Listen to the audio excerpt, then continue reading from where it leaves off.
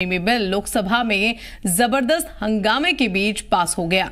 लोकसभा में देर रात तक इस बिल पर जबरदस्त बहस व मुआवजा जारी रहा और बिल आखिर इस बिल पर वोटिंग हुई, जिसमें एनडीए सरकार की इत्तेहादी पार्टियों ने मुश्तरका तौर पर इस बिल की हिमायत की और इस 288 वोट के साथ पास किया इसे।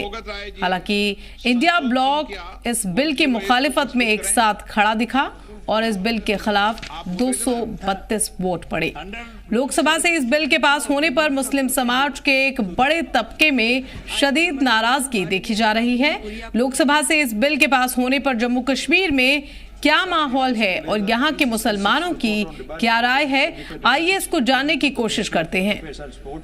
In English and Hindi version of the Standing Committee of Education, Women, Children, Youth Affairs and Sports, as listed against by name at serial number 7 in today's. और इसी वक्फ बिल पर बात करने के लिए हमारे साथ नूरुल आमिन हमारे बडगाम से रिपोर्टर जुड़े हैं, साथ ही सबा अंसारी गांदरबल से जुड़ी हैं। इसी पर आज हम बात करेंगे, क्या कहते हैं वक्फ बिल पर यहाँ की आवाम। सबसे पहले नूरुल, आपसे जानना चाहेंगे। जी, अगर हम बात करेंगे वक्फ बिल की, जैसे कि कल दिन से ही जो है यहाँ पर चाहे हम मेन स्ट्रीम पॉलिटिकल लीडर्स की बात करेंगे या जो दीनी यहाँ पर रहनुमा है, उन्होंने कहीं ना कहीं इस पर रद्द-ए-अमल जताया। और साथ साथ में अगर हम बात करेंगे, हमारे साथ यहाँ पर मकामी जुड़ चुके हैं, इनसे जानने की कोशिश करेंगे हम कि जो वक्फ बिल आधी रात को पास की गई, इनके क्या तासुरात है उस सिलसिले में। वक्फ बिल को देर रात जो है वो पास किया गया, 288 वोट जो है पड़े, तभी ये बिल पास हुई। तो क्या कुछ कहना चाहेंगे आप इस पे? बिल्कुल जी, मैं 2-4 दिन से बिल्कुल नजरें बनी थी कि शायद ये बिल रुक जाएगी, लेकिन बदकिस्मती की वजह से जो बीजेपी चाहता है वही करता है। और हमें पहले भी ये पता था कि इन्होंने इस बिल को लाया, ये इसको किसी भी सूरत में पास कर लेंगे, लेकिन ये एक मुसलमानों के खिलाफ बिल्कुल आज काला दिन है, इन्होंने ये थोपा है। वरना 1972 में ये वक्फ मुस्लिम बोर्ड पर्सनल लॉ बोर्ड बना था, उससे लेकर आज तक जब इसको चेंज करने की जरूरत नहीं थी, तो समझ में नहीं आ रहा है कि भाजपा ने किस बुनियाद पर और किन मसलों को देखकर ये बिल लाई है। और इसमें मेंबर भी इन्होंने कुछ गैर मुस्लिम रखे हैं, जबकि शरीयत का मसला मुसलमानों का है, तो गैर मुस्लिम को हम कैसे बता देंगे कि ये हमारे शरीयत में है या नहीं। वही उसी का बड़ा अफसोस और बड़ा दुख है। और हमारा अपना बोर्ड था, हमने, आपको पता होगा कि जम्मू एंड कश्मीर भी एक मुस्लिम मेजॉरिटी स्टेट है, और हमने यहाँ से भी एक वक्फ भेजा था जिसमें हमारा डॉक्टर मौलवी उमर फारूक साहब था, हजरतुल इस्लाम आगा सैयद हसन साहब था, और उसके बाद रहमतुल्लाह साहब को भी हमने भेजा था, लेकिन उन्होंने एक की भी न सुनी। और जिनको उनका अपना मन था, तो हमने सोचा था कि शायद हमें इसमें से कुछ चंद पॉइंट्स निकाल कर दूसरे पॉइंट्स लगा देंगे, लेकिन जो इन्होंने एसी कमरे में उस पर सब कुछ पॉइंट्स अपने हिसाब से लिखे थे, इन्होंने बस वही पॉइंट्स लगाकर इसको पास किया है। तो क्या आपका कहना है कि जो मुसलमानों की जो मजहब है, इसमें जो शरीयती कानून है वो मुस्लिम उसके लिए मुस्लिम होना लाजमी है, इसमें गैर मुस्लिम जो रखे गए हैं उनको पहले शरीयत का पता होना चाहिए, फिर वो इसमें कुछ कर सकते हैं? ये हमारा मिलजुल कर एक प्लेटफॉर्म था ना, इसमें कोई मसला की बुनियाद पे कोई अलग नहीं था। ये हमने 1972 में, अभी भी कह रहा हूँ, 1972 में हमने ये बंबई में उस वक्त ये इजलास मुनक्किद हुआ था, जहां पर सारे मसला जितने भी मसलक है सब ने इकट्ठा कहा था कि नहीं, हमारे पास एक मुस्लिम लॉ बोर्ड होना चाहिए जो हमारी बात करेगा, जो हमारी आगे गवर्नमेंट के साथ कभी भी कयादत करके हमारे अपने मसाइल होंगे वो उनके सामने रख देंगे। लेकिन इन्होंने आज समझ में, मैं ये एक बार फिर कह रहा हूँ, किन बुनियादों पर इन्होंने ये बिल पास की, किन बुनियादों पर इन्होंने ये फैसला किया है, समझ में नहीं आ रहा है। और दूसरी बात की, लेकिन नूरुल, आप जिनसे बात कर रहे हैं उनसे हम ये जानना चाहेंगे कि उनके हिसाब से किस तरीके से नुकसान हो सकता है इस बिल से मुसलमानों को, जरा इस पर इनकी राय देखना चाहेंगे।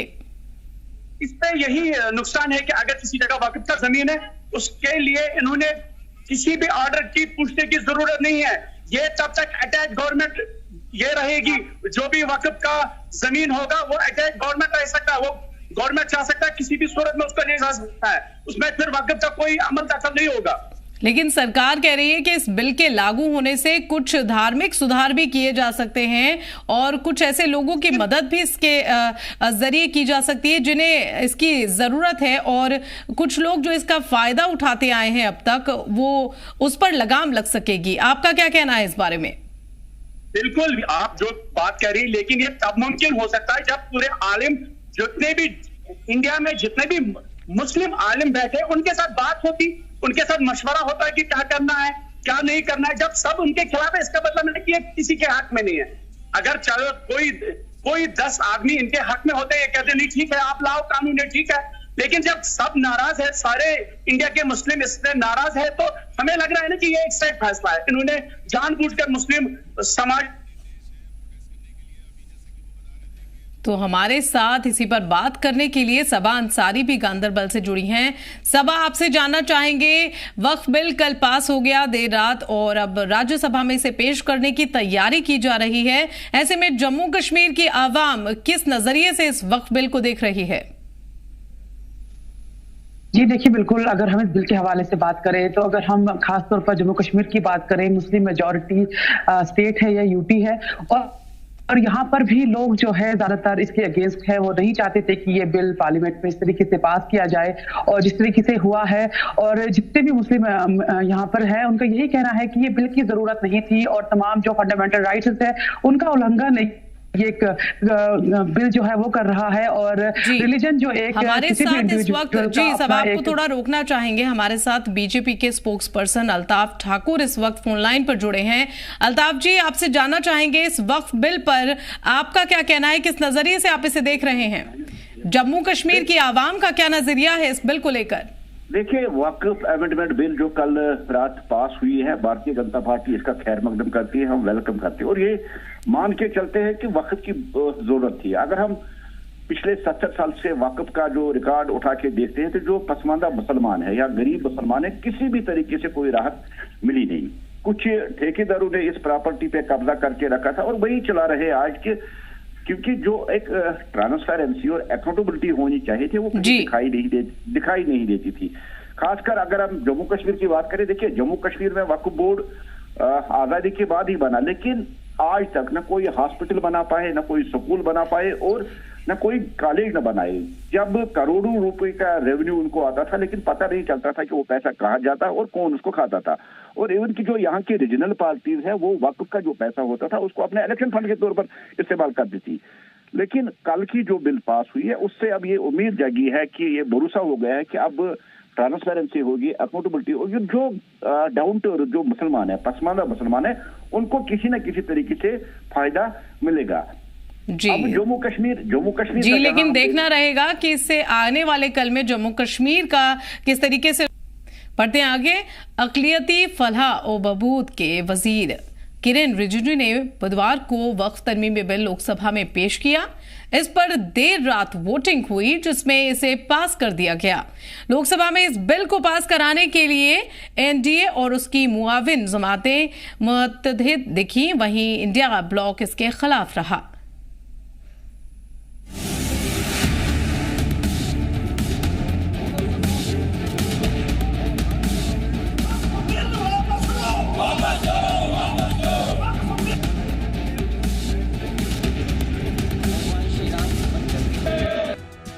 लोकसभा से वक्फ तरमीमी बिल पास हो गया है। इसकी हिमायत में 288 वोट पड़े, जबकि इसके खिलाफ 232 वोट पड़े। अपोजिशन ने इस बिल को गैर आईनी करार दिया। एमपी असदुद्दीन ओवैसी ने तो मुखालिफत में बिल की कॉपी सदन में ही फाड़ दी। वहीं सरकार ने भी अपोजिशन पर सख्त इल्जाम तराशी की। मरकजी अक़लियती उमूर के वजीर किरेन रिजिजू ने अपोजिशन पर हमला बोलते हुए कहा कि ये बिल पूरी तरह से आइनू है। हम सभी मुस्लिमों को एक करने की कोशिश कर रहे हैं। जो कमेटी इस बार दोनों सदन लोकसभा राज्यसभा मिला करके ज्वाइंट कमेटी में वक्फ अमेंडमेंट बिल पे जो चर्चा हुई है, आज तक भारत के संसदीय इतिहास में इतना व्यापक रूप से चर्चा, कंसल्टेशन और समय कभी नहीं दिया है। इसलिए मैं जो ज्वाइंट कमेटी में जितने मेंबर्स दोनों सदनों के लोकसभा और राज्यसभा में जो सदस्य उस कमेटी में थे, मेरे तरफ से सरकार की ओर से मैं धन्यवाद देता हूं, अभिनंदन करना चाहता हूं। अध्यक्ष महोदय जी, कुल मिलाकर के 97 लाख 27,772 याचिकाएं ऑनलाइन, फिजिकल, मेमोरेंडम के रूप में, रिक्वेस्ट के रूप में और सुझाव के रूप में पूरे तरह से सरकार ने देखा है, वो जेपीसी के माध्यम से हो या डायरेक्ट दिया हो, हमने सब उसको देखा है। इससे बड़ा कभी भी, इससे ज्यादा संख्या में किसी भी बिल के ऊपर में लोगों का याचिकाएं नहीं आया आज तक।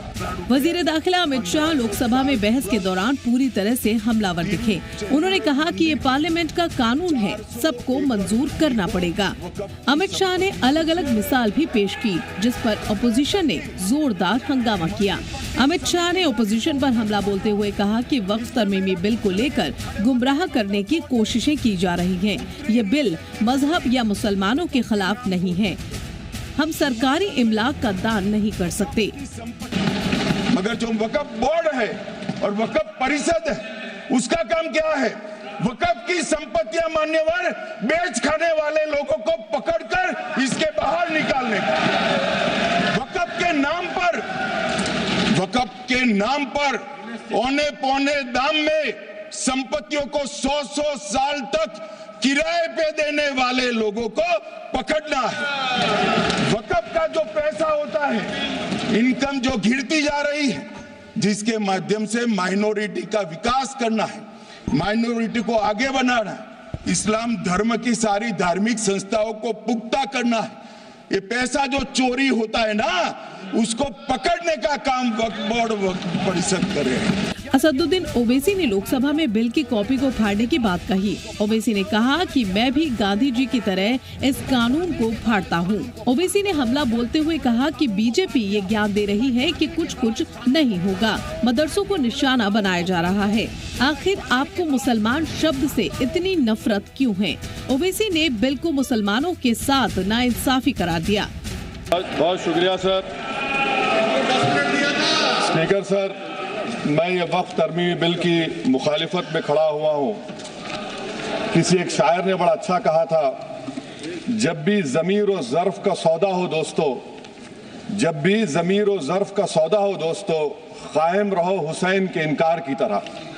सर, ये वक्फ तरमीमी बिल भारत के गयूर मुसलमानों के ईमान पर, इबादत पर एक नरेंद्र मोदी की हुकूमत ने इस मुल्क की सबसे बड़ी अक़लियत के खिलाफ एक ऐलान जंग कर दिया। और ये जंग ना सिर्फ मेरे जिस्म पर है, बल्कि मेरी आज़ादी पर, मेरी समाजी और माशी मार्जिनलाइजेशन पर है, मेरी शहरियत पर है, मेरे मदरसे, मस्जिदों, खानखाहों और दरगाहों को निशाना बनाया जा रहा है। तो मैं गांधी की तरह इस कानून को फाड़ता हूं। ये अनकॉन्स्टिट्यूशनल है सर। इस देश में झगड़े पैदा करने का काम बीजेपी करना चाहती है। बारामूला से आजाद एमपी अब्दुल रशीद शेख ने कहा कि वो वक्फ बिल के खिलाफ खड़े हैं। इंजीनियर रशीद ने बीजेपी के साथ साथ कांग्रेस को भी निशाने पर लेते हुए कहा कि मुझे दोस्तों ने भी मारा, दुश्मनों ने भी मारा। बीजेपी खुलकर बोलती है। कांग्रेस सेकुलरिज्म के नाम पर मुसलमानों की पीठ पीछे छुरा घोंपते हैं। जमहूरियत है कैसा तर्ज तमाशा, जहां सिरों को गिनते हैं तोला नहीं करते। मैं ये अर्ज करूंगा, मैं इस बिल की टूथ एंड नेल मुखालफत करता हूं, इसकी अपोजिशन में खड़ा हूं। मुझे दुश्मनों ने भी मारा, दोस्तों ने भी मारा। मैं यही कहूंगा, दुनिया को पता है कि बीजेपी खुलकर मुसलमानों को अपनी औकात याद दिलाती है। लेकिन जहां तक कांग्रेस का ताल्लुक है, ये सेकुलरिज्म के मीठे रस में खंजर डालकर मुसलमानों के पीठ के पीछे डूबते हैं, यह भी सच्चाई है। वक्फ तरमीमी बिल पर लोकसभा में हुई बहस के दौरान सदन की कार्रवाई में मौजूद रहे नेशनल कॉन्फ्रेंस के सांसद मियां अल्ताफ ने बिल की मुखालिफत करते हुए इसे गैर कानूनी और गैर आईनी करार दिया।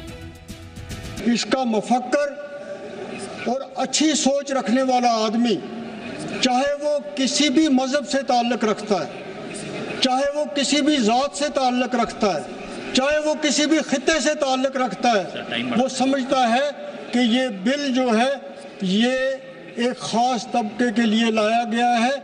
उनके हकूक़ का तहफ़्फ़ुज़ जो है वो इसमें लेने की कोशिश की गई है। ये हर एक आदमी जो हिंदुस्तान का है वो ये बात समझता है। अहमद साहब एक सेकंड।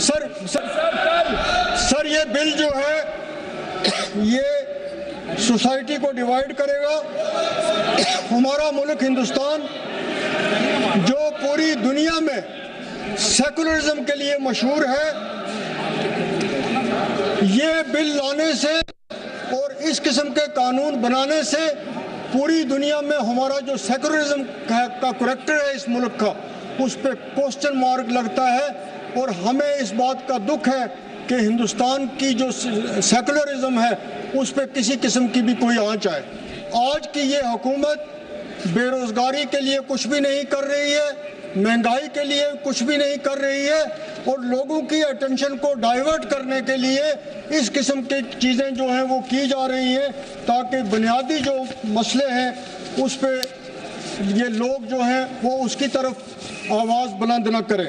हम मुसलमानों का ये खदशा ठीक है कि हमारी ज़मीनें जो हैं, वक़्फ़ की जो ज़मीनें हैं, जो मुसलमानों की ज़मीनें हैं, उनको किसी न किसी तरीके से उनको लेने की कोशिश की जा रही है।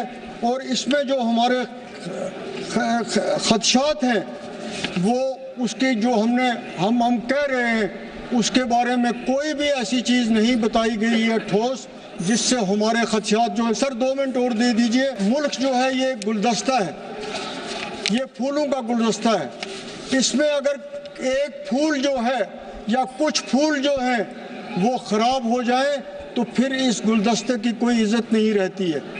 ये मुल्क तब भी इसकी इज़्ज़त पूरी दुनिया में होगी जब इसमें हर आदमी, इस गुलदस्ते का हर फूल जो है वो मुतमईन हो और उसकी इज़्ज़त हो। एक मिनट सर, 2 मिनट सर। अगर यहाँ पे वक्फ की मैनेजमेंट के मसलों के लिए जिनका बार बार यहाँ जिक्र किया गया, अगर कुछ उसमें प्रॉब्लम्स थी, कुछ उसमें कमज़ोरियाँ थी, उनको दूर किया जा सकता था। लेकिन इस तरीके से पूरे कानून को बदलने का कोई मकसद नहीं है। लोकसभा में अपोजिशन लीडर राहुल गांधी ने वक्फ तरमीमी बिल को एक हथियार बताया। उन्होंने कहा कि इसका मकसद मुसलमानों को हाशिए पर धकेलना और उनके निजी कानूनों और इमलाक के हुकूक को हड़पना है। उन्होंने आगे कहा कि कांग्रेस पार्टी इस कानून की पुरजोर मुखालिफत करती है क्योंकि ये भारत की सोच पर हमला करता है। वक्फ तरमीमी बिल पास होने के दौरान मुल्क के कई हसास इलाकों में सिक्योरिटी बढ़ा दी गई है। खास तौर से यूपी के अलग अलग हिस्सों से पुलिस के फ्लैग मार्च की तस्वीरें सामने आई। लखनऊ, कानपुर, वाराणसी, अयोध्या और संभल जैसे अहम शहरों में पुलिस अफसरों ने गश्त करते हुए लोगों से बातचीत की और अमन बहाली का जायजा लिया। ब्यूरो रिपोर्ट, केसर टीवी।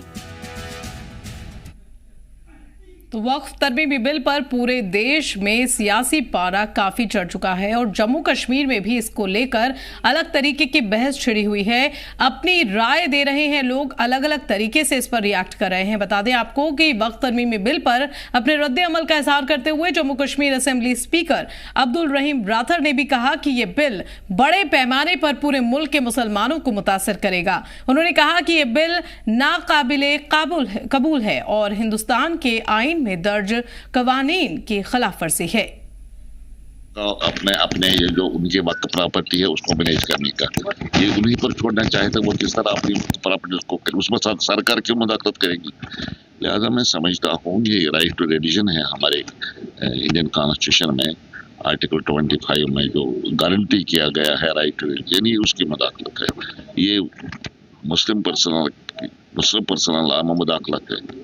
इसलिए ये अगर इसकी मुखालफत की है बहुत अच्छी एक बड़ी तादाद में, पार्लियामेंट के मेंबर की एक बड़ी तादाद में, तो उनकी उससे तो आपको जाहिर है कि इसके साथ एक आवाम का एक बड़ा हिस्सा इस कानून के साथ नहीं है। हम तो इसके खिलाफ हैं, इस कानून के खिलाफ हैं, लेकिन हम यहाँ पर कुछ कर नहीं सकते। कानून तो पार्लियामेंट ने पास किया, हमारी असेंबली इसके बारे में कुछ कर नहीं सकती। माशवा ये कि हम अपनी राय का इजहार कर सकते हैं कि जो हुआ अच्छा नहीं हुआ।